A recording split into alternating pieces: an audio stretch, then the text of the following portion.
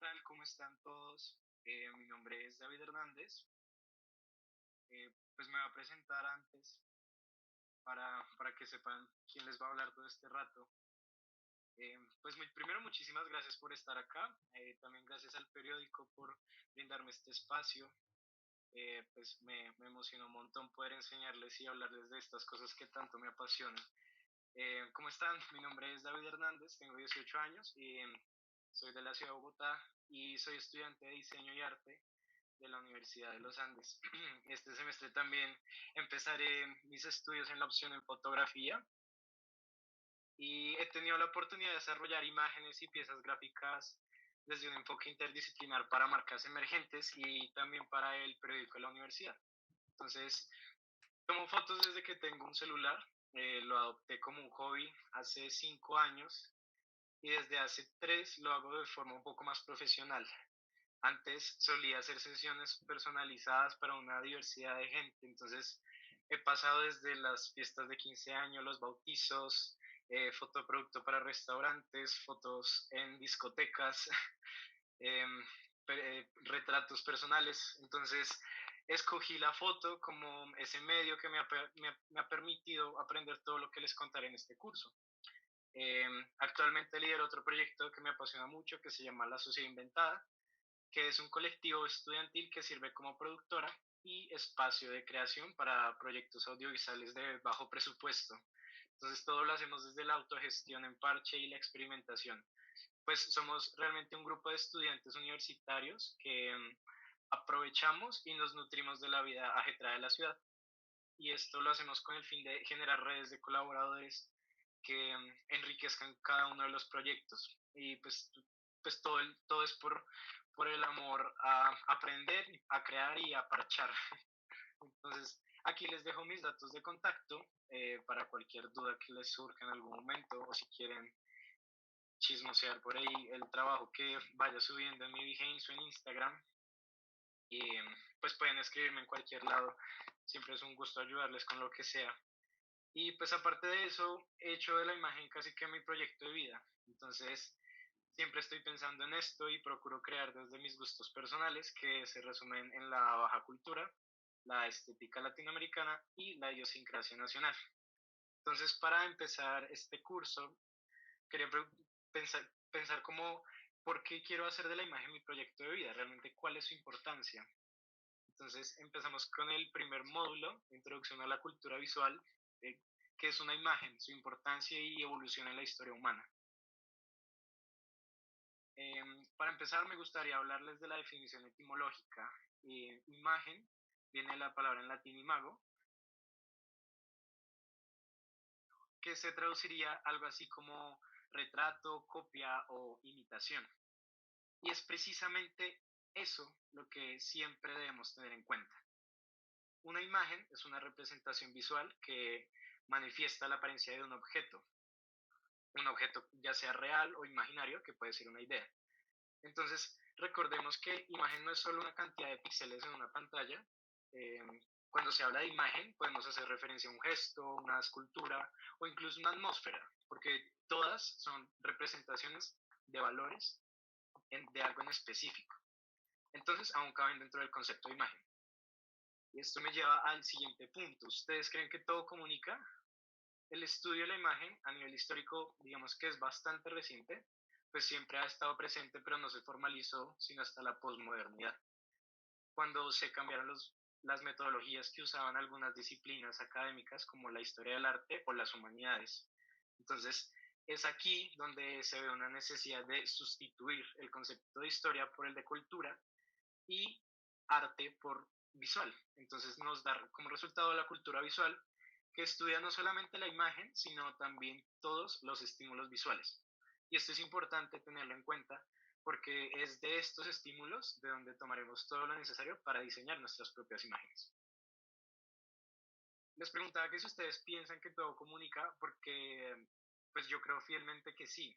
Todo lo que vemos, escuchamos y sentimos está dispuesto a nuestros prejuicios, pensamientos y conclusiones personales. Todo lo que consumimos a través de los sentidos tiene un peso en nuestra mente, efectivamente. Entonces, desde el momento en que percibimos algo, ya sea a través de la visión, el tacto, el gusto, la audición, empezamos a desarrollar posturas específicas sobre ese algo. ¿Por qué no tocamos la estufa cuando está cocinando? ¿O por qué siempre pasamos esa canción de nuestra playlist para no escucharla? ¿O por qué dejaste de comer cebollas cuando eras pequeño? Todo es porque nosotros mismos hemos construido ideales alrededor de esos objetos o acciones que nos predisponen a actuar y pensar de alguna forma. No tocamos la estufa cuando está cocinando porque nos dijeron que nos podemos quemar y nosotros sabemos que la sensación de una quemadura no es placentera porque hemos experimentado una quemadura para darnos cuenta de que duele, se demora en sanar y puede dejar una cicatriz. Y aunque no todas las nociones sean tan globalizadas y universales como esta, podemos darnos cuenta de que siempre en nuestra mente va a existir un constante relacionamiento de ideas, sintaxis entre almacenada, toda esa información almacenada que hemos venido recolectando por nuestra propia cuenta y que diariamente, casi que de forma ininterrumpida, recordamos, deconstruimos y replanteamos. Les digo esto porque lo chévere es que todas las ideas, pensamientos y sensaciones que logramos percibir con nuestro cuerpo tienen una imagen que lo representa. Porque ese es realmente el poder de la imagen. Es capaz de comunicar de forma extremadamente eficaz múltiples ideas usando uno de los sentidos a los que más acudimos por su capacidad de interacción inmediata, que es la visión. Pero esto no es nuevo. Digamos que entender la capacidad comunicativa de la imagen y aprovecharla se remonta al inicio de la humanidad. Entonces, hagamos una pequeña recapitulación histórica que siempre es pertinente para entender y nutrirnos de ideas que luego dotan de personalidad cada uno de nuestros diseños. Bueno, pues no me pienso extender en esta parte, pues lo hago solo para situarnos tiempo espacialmente y así entender qué onda con lo que pretendemos hacer, que son imágenes. Entonces, primero hablar sobre la prehistoria. Las primeras imágenes se encuentran en las pinturas rupestres. Entonces, el hombre reflejaba su existencia en ellas y se encuentran las primeras manifestaciones de plasmar la imagen y su interacción con el entorno. Entonces, por ejemplo, acá la sensación de realismo se obtenía por medio del volumen y aprovechaban el abultamiento natural de la roca.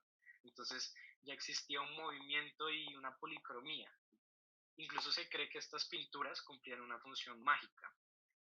Pero fue en este mismo momento de la historia donde también los cavernícolas empezaron a fomentar su raciocinio, reuniéndose alrededor del fuego para contemplarlo.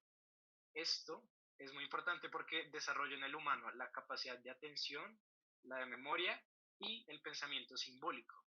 Entonces, quédense con la idea de que la meditación dio lugar a una evolución que configuró nuestra capacidad mental como especie.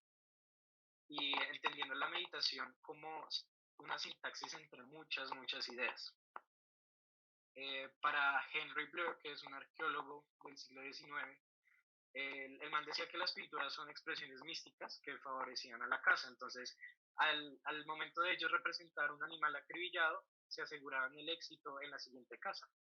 Pero por otro lado, Leroy Goffin, que era un etnólogo francés del siglo XX, rechazó esta idea y propuso que algunas pinturas eran parte de ritos de iniciación. Entonces, eran ritos de iniciación relacionados con el paso de la adolescencia a la adultez y que también la situación en la caverna, en la cueva, respondía a un patrón fijo. Entonces, los equinos y los bovinos estaban en el centro y representaban algo así como lo masculino y lo femenino frente a los demás mamíferos que eran más pequeños y que estaban pintados a su alrededor.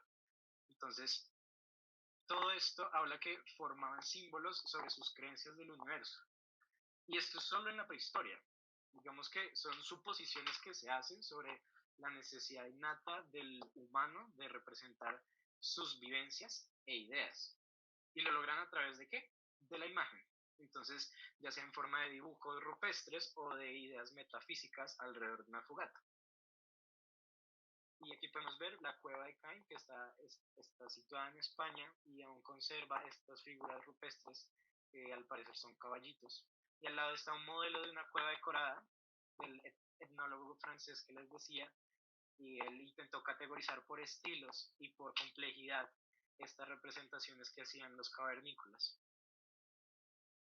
Siglos después, el hombre está agrupado en sociedad, entonces desarrolla el arte pictórico con representaciones de su forma de convivencia más que todo y sus creencias.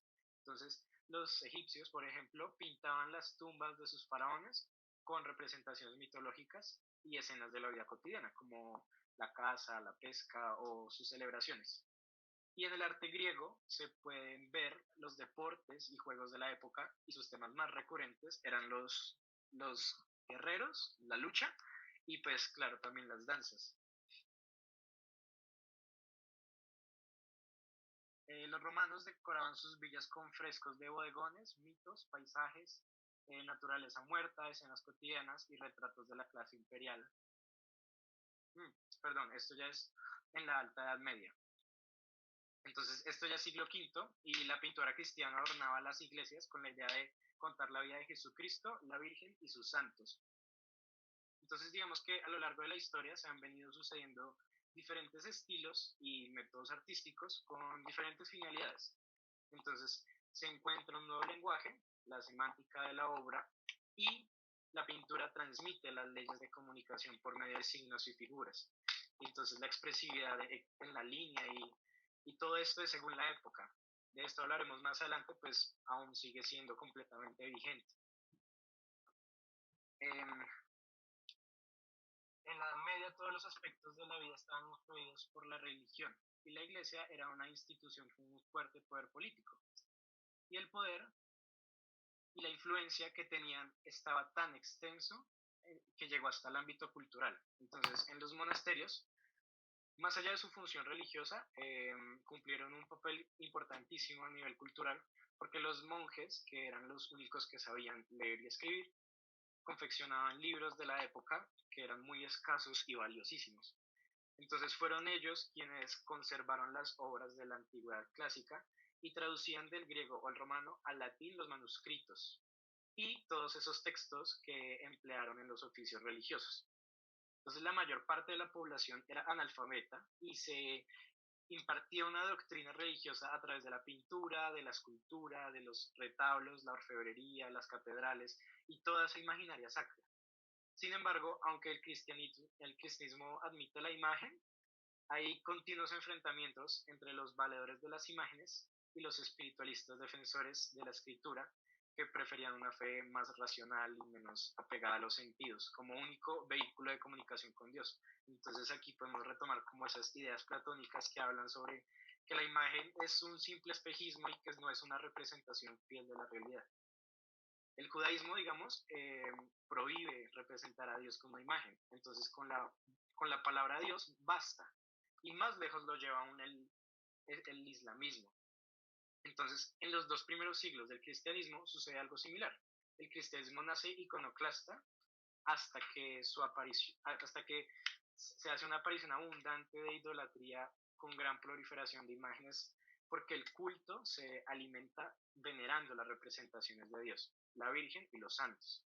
Además de tener una función decorativa, la imagen cumple otra función esencial, formar y adoctrinar a una población iletrada. En la pintura renacentista, la ventana es la perspectiva, entonces la mirada a través de la pirámide visual imaginaria que llega hasta el objeto. Entonces aquí cobra tanta importancia el objeto representado como el sujeto que la mira. Y la perspectiva se convierte en la estructura del espacio, la luz, en la realidad física y los volúmenes y las masas confieren la idealización de objetos.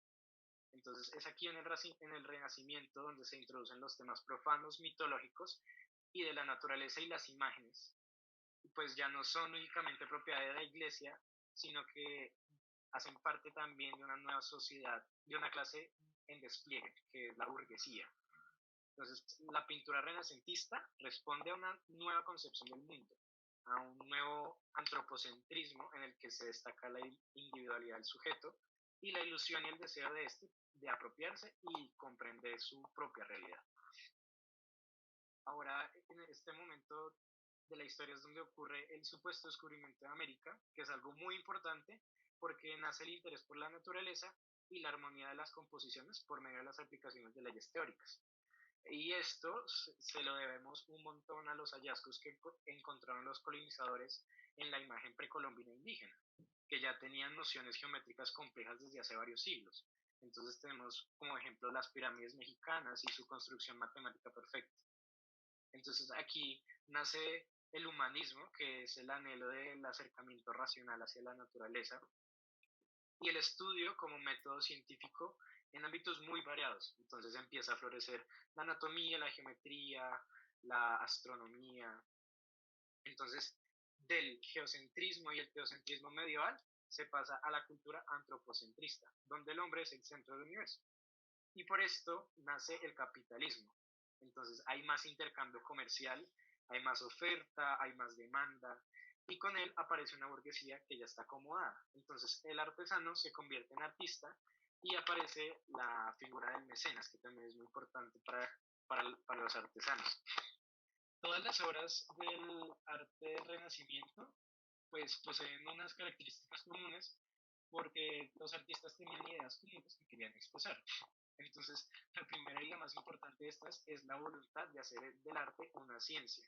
Y esto se consigue construyendo el cuadro a partir de reglas matemático-geométricas de la perspectiva. Y pues recordemos que una de las funciones más claras de la imagen siempre ha sido la búsqueda de la emoción estética, ¿no? Entonces, desde siempre el arte ha servido como ese vehículo de expresión de necesidades interiores y de sensibilidades emocionales. El arte es entonces el medio por el cual la imagen ha existido durante tanto tiempo y es el medio que más ha sido estudiado y difundido. Entonces, la popularización de la imagen no llegó sino hasta el siglo XIX, hacia el daguerrotipo. Bueno, esta diapositiva, aquí podemos ver la Lamentación sobre Cristo, que es una pintura interesantísima que nos habla un montón de la perspectiva y cómo el observador empieza a ser parte de la composición. Y esta otra, la Duquesa Fea de Quentin Massys, representa la burguesía acomodada que se iba forjando en ese entonces. Entonces aquí ya empieza la popularización de la imagen en la edad contemporánea. Esta no llegó sino hasta el final del siglo XIX con el daguerrotipo, que es uno de los primeros procedimientos para fijar fotografías. Y este permitió una reproducción casi que instantánea de la imagen. Entonces transformaron la concepción de imagen y se volvía mucho más asequible y barata para muchas más personas. Y esta es una obra de Hatsuchika Hokusai, que es la vista del monte Fuji, es el mismo de la ola, la famosa ola, y pues hace representación de qué tan popular se volvió la imagen y qué tan decorativa pudo evolucionar. Entonces, ahora la evolución ha continuado hacia una imagen al alcance de todos, ¿no? Las cámaras web, la fotografía digital, los teléfonos móviles, todo. Aún hoy el ser humano trata de conseguir la imagen que más exactamente represente su realidad y sus ideales. Entonces, por último, quiero dejarles esta tablita que creo resume bastante bien corrientes artísticas y puede que les sirva para más adelante. Pues es de todos estos recursos que se nutren realmente imágenes. Recordemos que de imágenes nacen más imágenes. De la nada, pues es difícil que salga algo más. Pero ahora, ¿por qué hablamos de imágenes y no de sonidos o de sabores? Es entonces aquí cuando necesitamos entender la importancia de la percepción visual como herramienta comunicativa, lo que nos lleva a nuestro segundo apartado de este primer módulo de introducción a la cultura visual. Entonces, detrás de la imagen está el propósito de comunicar, como lo hemos venido diciendo en los últimos 15 minutos, pero ¿por qué es importante para nosotros ahorita, en nuestro propio contexto? Entonces, nos damos cuenta de que sí, efectivamente, pues la imagen comunica y nuestro cerebro está condicionado a representar ideales sobre esto. Y lo hacemos a través de la visión. Porque es que la mente humana funciona de forma increíblemente compleja, pero a veces es posible controlarla o al menos hacer que se rija por algo. Y ese algo son estímulos. Y hay estímulos que funcionan muy bien, que son las imágenes. Esto es gracias a que estamos predispuestos como especie a confiar en lo que nuestros ojos ven. Entonces, el humano evolucionó para tener los ojos en la parte frontal de la cabeza y no en los laterales porque el campo visual mejoraba y se tenía percepción de profundidad, lo que nos permitió complejizar aún más este sentido y dejar atrás un poco los demás y crear mejores relaciones con la visión. Entonces, recordemos cómo funciona la visión. La luz en forma de ondas entra al globo ocular a través de la pupila, pasando por el cristalino para luego proyectarse en la retina, donde se transforma gracias a unas células llamadas fotorreceptores en impulsos nerviosos que se trasladan a través del nervio óptico hasta el cerebro. Todo en menos de 5 milisegundos. Pero ¿por qué les digo esto? Es para llegar a la premisa de que la luz viaja más rápido que el sonido y pasa lo mismo con con la recepción de impulsos nerviosos en nuestro organismo. Por consecuente, la visión es más instantánea y más fiable que la audición, o que cualquier otro sentido realmente. Es en la visión del humano donde recae la más honesta intención de percepción, porque es la principal fuente de interacciones inmediatas, a diferencia de los demás sentidos, que obviamente son importantes, pero carecen de esa percepción rápida que a veces es incluso inesperada. Al final, el cerebro memoriza más fácil y de formas más complejas las imágenes que incluso cualquier otro estímulo nervioso. Entonces, sabiendo esto, ¿cómo hacemos para comunicar a través de una imagen? ¿Por qué se, pero que sea de forma eficaz, que sea funcional y que permita que la mente la entienda? Hablando de nuestro contexto actual, vivimos en una era digital que está obsesionada con la imagen. Esto porque nuestras tecnologías nos lo permiten. Entonces, siempre estamos atiborrados de publicidad, de fotografías, de textos y de símbolos que están presentes desde que nos levantamos en la mañana hasta que nos volvemos a acostar en la noche. Entonces, con tanta cantidad tan absurda de imágenes que nos quieren comunicar algo, ¿vale realmente la pena seguir creando más? ¿Y cómo hacemos para crear imágenes que entonces funcionen y que comuniquen y que sean bonitas y que sirvan para su objetivo? La clave está en hacerlas memorables. Y es que esta es la única forma de asegurarnos que al final sean exitosas. Entonces, hablemos de casos de estudio concretos, casos de éxito concretos, perdón. Este primer caso, es sobre la figura que conocemos actualmente como Papá Noel o Santa Claus o San Nicolás, el viejito pascuero. Todas comparten constantes que fueron creadas por un diseñador. Su nombre es Hud Ensemble, que fue un pintor estadounidense al que la empresa Coca-Cola le encargó remodelar la figura de Santa Claus, que sabemos viene como de un obispo que regalaba juguetes a niños o algo así. Y esto lo hicieron para hacerlo más humano y más agradable. Antes era común representar al santo de color verde, pues ese era el color litúrgico de la época del año, pero luego Haddon le cambió la vestimenta, la fisionomía y su apariencia física para coincidir con los colores y los valores corporativos de Coca-Cola. Entonces, ¿cómo pasamos de esto, que es una foto del obispo Nicolás de Bari, el man que regalaba juguetes a los niños, a esto, que es una representación pop de una figura idealizada a nivel internacional? Otro caso de éxito interesantísimo es el de la carita feliz. Smiley es una representación esquemática de una cara sonriente. La mayoría de las veces es de color amarillo y tiene dos puntos negros como ojos y medio circulito que muestra una expresión de completa y plena felicidad. ¿Pero por qué? ¿Cómo es que algo así representa un sentimiento tan complejo y diverso como puede ser la felicidad? Pues esto también fue una marca registrada del diseñador Harvey Ball, al que una empresa de seguros le pidió crear una campaña interna de marketing que pretendía ayudar a la empresa con la depresión que sufrían sus empleados por estrés laboral. Entonces, era un manual y la carita feliz amarilla les recordaba que en horas de trabajo debían sonreír. Entonces, ¿cómo pasamos de esto? Después esto, que son los emoticones, y después estos, que son los emojis evolucionados, que todos conocemos. Pues es gracias a que la globalización que estamos viviendo se convierte en una dinámica extremadamente favorable para la creación visual memorable, porque siempre estamos conectados, recibiendo información de un montón de fuentes alrededor del mundo.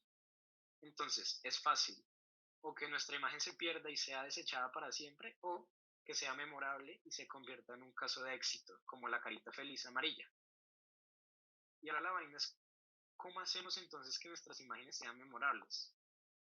Realmente no hay una fórmula mágica para hacer buenos diseños, es más bien una combinación de varios saberes que debemos tener en cuenta.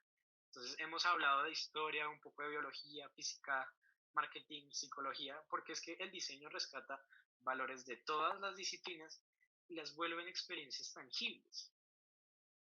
En este caso, queremos diseñar imágenes, pero para eso toca aprender de un lenguaje visual instaurado, que se presenta como todas esas ideas que están y que podemos usar para comunicar lo que queremos. Estamos hablando de alfabetidad visual, carácter y lenguaje de un mensaje, nuestro tercer punto en este primer módulo introductorio a la cultura visual. Entonces, la alfabetidad visual es un término que puede que suene difícil, pero realmente se usa para designar a la comprensión de información no verbal, o sea, qué tanto se entiende de una imagen. Al igual que la alfabetidad verbal, esto implica una comprensión entre un determinado grupo de personas, un idioma, por ejemplo, lo entienden solo los que lo saben hablar. Entonces lo mismo pasa con las imágenes. Por ejemplo, este es un ejemplo bastante, bastante obvio. Entonces, esto es un dibujo de un arco iris, pero solo representa eso. ¿Por qué? Porque ya sabemos cómo se debería ver un dibujo de un arco iris. Entonces, es una nubecita, son dos nubecitas que por donde pasan los colores. Entonces, esto no es algo más, no es una representación científica de la refracción de la luz, no es un arco iris real, no es la bandera del orgullo LGBT, no, tampoco es la insignia patrimonial de la ciudad de Cusco. Es realmente eso, solo es un dibujo de un arco iris. Entonces, esto implica comprensión, el medio de ver y compartir el significado a cierto nivel de universalidad predecible sobre unas ideas específicas. Lograr esto requiere llegar más allá de los poderes visuales innatos del organismo humano y también llegar más allá de la preferencia personal y el gusto individual, porque es muy importante tener en cuenta que eso no puede sobrepasar lo que ya está instaurado. Entonces sabemos que teniendo un conjunto de elementos dispuestos de una forma específica, podemos representar algo, pero el reto realmente está en que los demás entiendan el mensaje que queremos comunicar, como en el arco iris. Representar visualmente el carácter y el lenguaje de un mensaje puede que suene difícil, pero basta con retroceder un poco y comprender el contexto al que queremos llegar. Entonces, aquí podemos ver un ejemplo específico, el cover art, que es la portada de un disco. Se presenta como el recurso que utiliza la industria musical para relacionar la música a una imagen y así dotar de identidad visual a un sonido específico. Veamos la portada de este disco, es La Candela Viva de Totó la Momposina, del año 1998. Totó la Momposina es una artista colombiana de música folclórica de la costa Caribe. Entonces, tenemos información que ya nos habla de al menos cómo no debería haber sido una portada de un disco de esta señora. Ya tenemos ideas instauradas como debe verse el Caribe, como en la costa Caribe. Cuando hablamos de costa Caribe hablamos de playa, hablamos de calor, hablamos de cercanía con las personas, hablamos de afrodescendientes. Lo que ven acá es una portada hecha por un estudio de diseño londinense que trabajó durante un tiempo para el sello discográfico al que pertenece esta producción, que también es londinense. Entonces, los dos diseñadores se llaman Malcolm Garrett y Gary Mount, tenían el encargo de diseñar todas las portadas de música autóctona que el sello discográfico produjese en ese año. Y había música de todos lados del país, de todos lados del mundo, perdón. Entonces teníamos a Totó la Momposina representando a la costa Caribe, pero también había música india, había de todos lados. Y la solución de ellos fue crear, y aquí lo cito textualmente, imágenes continuas ininterrumpidas. O sea, imágenes sin texto, solo imágenes que hablaran sobre el espíritu y el sentimiento de la música, sin distracciones, como en esta que podemos ver acá. Pero puede que sea difícil leer este mensaje al principio, ¿cierto? O sea, como que ¿dónde está la costa caribe colombiana acá? Pues la portada nace realmente de una abstracción, o más bien un zoom, de esta fotografía que tomó la fotógrafa Andy Caitlin cuando Totó estaba bailando su música en una presentación en Londres. Y decidieron recortarla de tal forma que se pudiesen rescatar los colores de la bandera de Colombia. Entonces, esta imagen ya nos habla un montón de forma indirecta de la nacionalidad, del ritmo que tiene su música, porque la fotografía es borrosa, tiene movimiento, tiene energía, y ese tono cálido e incluso ancestral que pueden evocar los colores. Eso es el carácter de una imagen. Ahora vayamos a otro extremo. Este es el álbum Mechanical Animals del cantante de rock industrial Marilyn Manson, que es del mismo año de Toto, 1998, pero acá nos damos cuenta de que todo cambia, pero sigue siendo una portada para un disco. El diseñador de esta imagen y el arte completa del álbum se llama Paul Brown y habla en una entrevista con la BBC sobre cómo está de orgulloso por el éxito que tuvieron sus decisiones para representar la música del artista. Y es que fue extremadamente controversial, característica innata de Marilyn Manson. Entonces trabajó junto al fotógrafo Joseph Curtis en esta imagen, que es un poco escalofriante, que nos muestra un ser andrógino encarnado por el mismo Manson, que luego se convertiría en un alter ego que él llamó Omega o algo así. Entonces tenemos otros elementos que nos hablan incluso más sobre qué esperar de este disco. La tipografía, que en este caso sí se presenta, contiene el autor y el título de la producción con algún anagrama que es como un mensaje oculto para él. Y la figura principal es este ser asexuado, pálido y con pechos. No estamos acostumbrados a esto, es un factor que juega mucho a favor, pues siempre lo desconocido llamará la atención. En cuanto a colores y a composición, podemos darnos cuenta de cómo con los tonos del área de su cabeza, la imagen por sí sola nos guía hacia su rostro, haciendo evidente al artista. Todo lo demás se pierde en un escenario casi que surrealista, muy diferente a la escena movida de Totó, que fue rescatada en una sesión de baile y tambores, de una fotografía real, de un evento real. Entonces aquí ya podríamos empezar a categorizar y diferenciar cómo un mensaje puede ser abstracto o muy figurativo. Todo depende realmente de qué sentido queramos darle a la imagen. De esto se trata el carácter de una imagen. El lenguaje que usa para demostrar ideas incluso sin nosotros darnos cuenta. La alfabeticidad visual es esa capacidad de transmitir incluso cuando no estás prestando atención. Lo que nos lleva al último punto de este módulo introductorio, que habla sobre la teoría de la Gestalt. Si tienen preguntas o comentarios, cualquier cosa, pueden hacerlo en cualquier momento. Entonces sigo, la psicología de la Gestalt es una corriente de la psicología moderna, surgida en Alemania como a principios del siglo XX. Y en diseño hablamos de esta teoría porque resulta particularmente importante para comunicar. Pues la Gestalt, que viene del alemán que se traduce como forma o estructura o configuración, estudia cómo la mente configura desde ciertos principios los elementos que llegan a ella a través de los canales sensoriales o de la memoria. Entonces, es una teoría que nos habla de forma científica sobre cómo la mente humana entiende las imágenes. En una serie de estudios estandarizados se logró llegar a algunas conclusiones que creemos ciertas, pues también responden a patrones que se veían en el diseño de imágenes, incluso antes de que la Gestalt existiera. El planteamiento de la Gestalt se ilustra de esta frase: el todo es más que la suma de sus partes, y esto quiere decir que todo lo percibido es mucho más que información llegada a los sentidos, perdón. Entonces, son conclusiones teóricas sobre el lenguaje visual que podemos usar a nuestro favor para diseñar imágenes y que con ayuda de los siguientes axiomas mejoren la relación que estos diseños tienen con el observador. Entonces la primero se llama ley de la pregnancia o de la buena forma y afirma que la tendencia de la experiencia perceptiva a adoptar las formas más simples posibles. Esto quiere decir que ciertas disposiciones de una forma son más fuertes que otras, entonces estas bastan para representarla por completo. Como en esta figura, donde sabemos que las dos imágenes son de un perrito, pero la primera solo usa algunos trazos esenciales que hacen que siga siendo una figura reconocible para nosotros, mientras que la segunda es un todo en la forma y no representa alguna distorsión. Pero igual las dos siguen siendo legibles como la misma figura.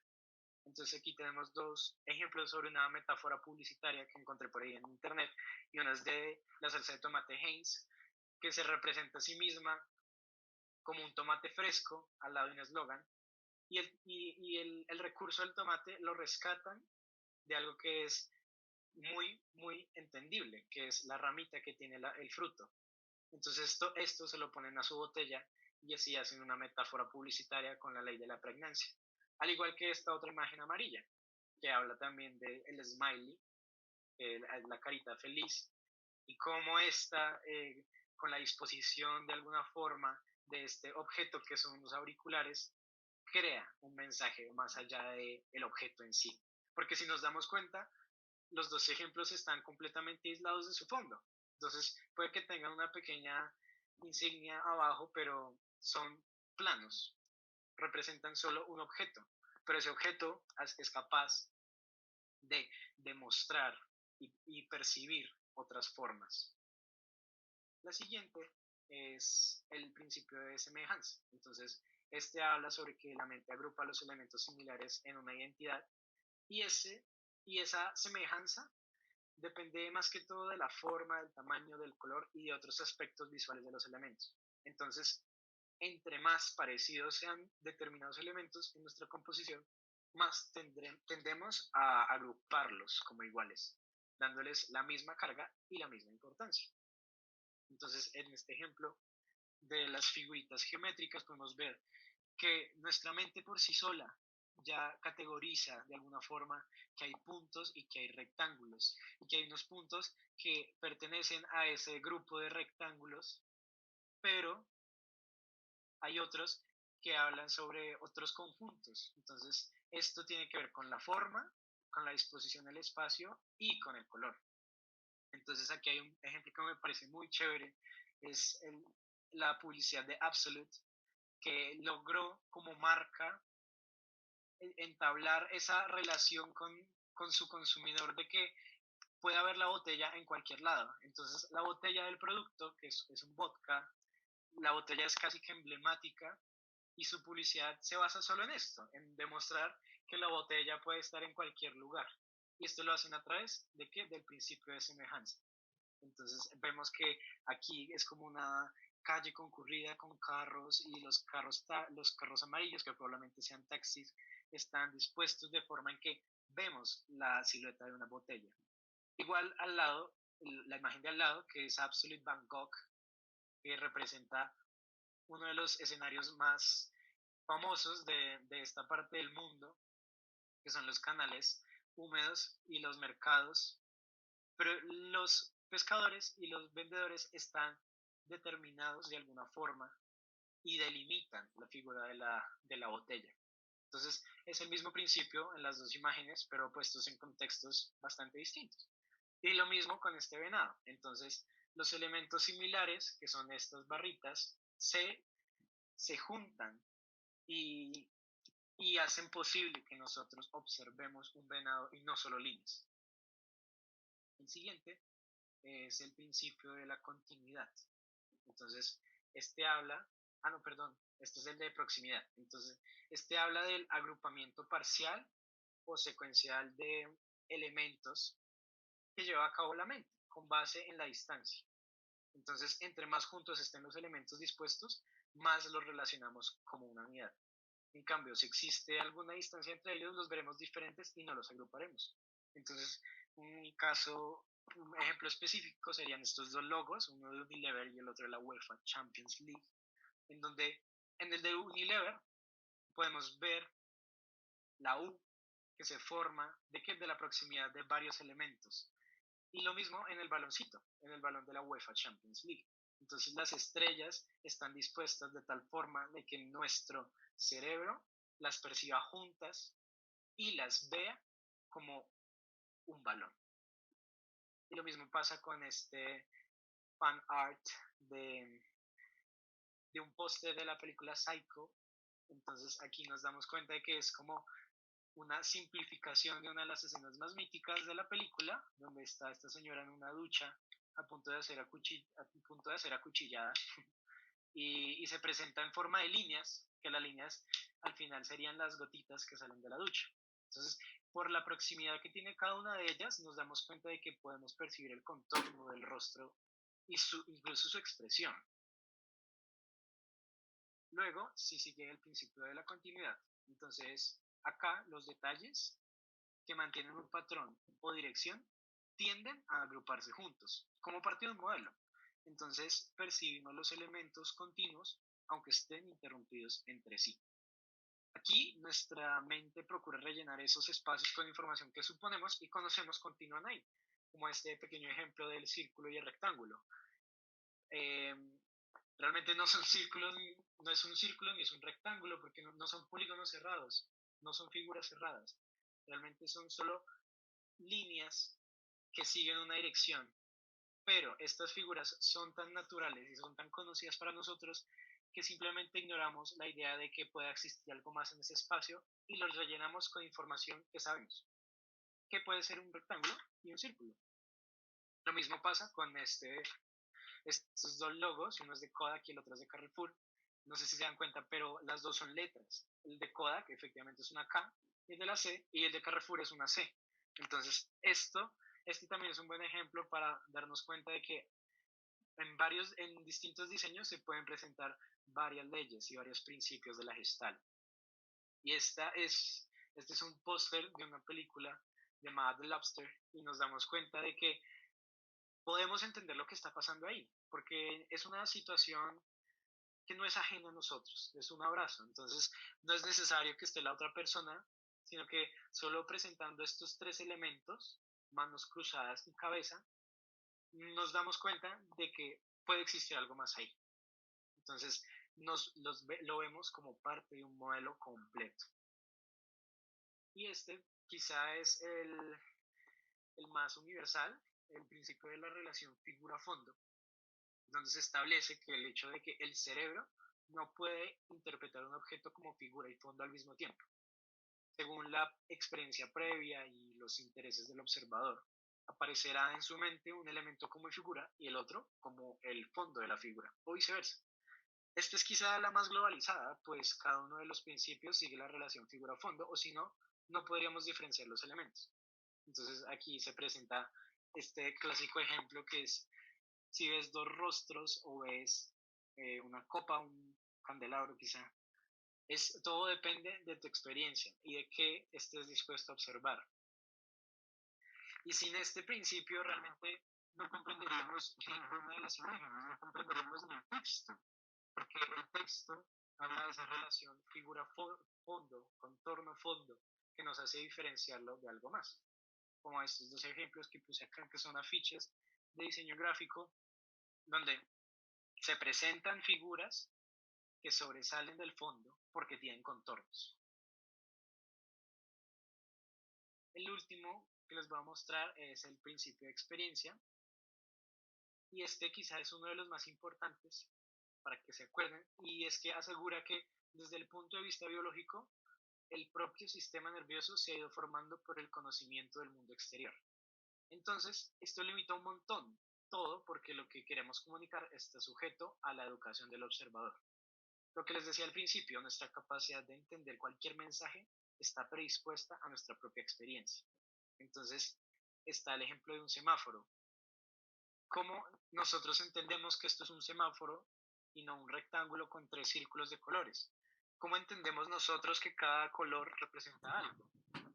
Quizá una persona que nunca haya visto o usado un semáforo en su vida no vaya a entender este ejemplo, ni este icono que se presenta ahí. Entonces lo mismo pasa con este afiche de una película. es una trilogía de películas francesas, pero se presentan en idioma japonés. Entonces, pues, si yo no sé japonés, no voy a entender de qué se trata. Ahí dice los tres títulos de cada película, azul, blanco, rojo, pero pues si no se sabe el idioma y si no se entiende el contexto, realmente no sabría de qué se trata. Lo mismo con el afiche pequeño que aparece al lado, que está en hindi y se presenta como algo completamente extraño a mí, extraño a ustedes, a los que no hablamos hindi. Entonces un ejemplo súper interesante es esta imagen de Joy Division, que es también la portada de un álbum que se llama Unknown Pleasures, y esta realmente es una demostración de una ruta comparativa de frecuencia desde una señal a un pulsar. Entonces, si un físico astrónomo lo ve, quizá piense que verdaderamente se trata del estudio de una onda, más no que se trate de la portada de un disco. Y pasa lo mismo de forma contraria. Muchos no sabrán qué significa este gráfico, incluso siendo enigmático, porque alcanzó muchísima popularidad. Entonces, realmente la teoría es mucho más extensa, con distintas leyes y premisas que engloban todo el estudio detrás de la decodificación de imágenes en el cerebro, pero las que les acabo de presentar son las más recurrentes en el diseño de imágenes. Y son esas las que nos permitirán sobrepasar esa barrera de un diseño común a un diseño memorable, porque la Gestalt nos demostró que efectivamente la percepción y el entendimiento visual es un poco predecible. Entonces, usemos eso a nuestro favor.